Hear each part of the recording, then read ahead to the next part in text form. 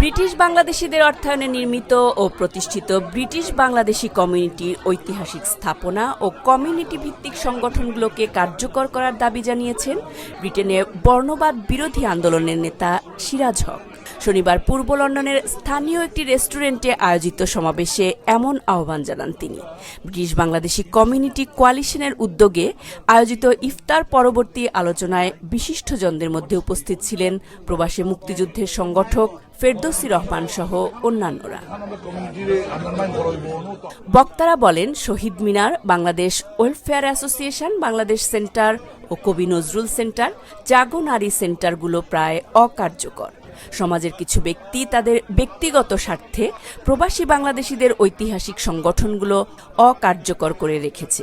British Bangladeshi community কোয়ালিশনের মাধ্যমে এই সংগঠনগুলো যেন কমিউনিটির সেবায় আরও অবদান রাখতে পারে, সেই উদ্যোগ নেওয়া হবে। ব্রিটিশ বাংলাদেশি কমিউনিটি কোয়ালিশনকে নিয়ে আমরা যে সমস্ত প্রতিষ্ঠানের কথা আমি এখন উল্লেখ করেছি, এই প্রতিষ্ঠানগুলোতে আমরা লক্ষ্য করছি দীর্ঘদিন ধরে, এবং এটা প্রতিষ্ঠান অভিযোগ আছে সর্বক্ষেত্রে যে তারা কিছু কিছু লোক তাদের নিজের স্বার্থ চরিতার্থ এটাতে তারা ব্যক্তিগতভাবে পকেটে করে রেখেছে। কোনো কমিটি নাই, কোনো কমিউনিটি এঙ্গেজমেন্ট নাই, সার্ভিস তো দূরের কথা।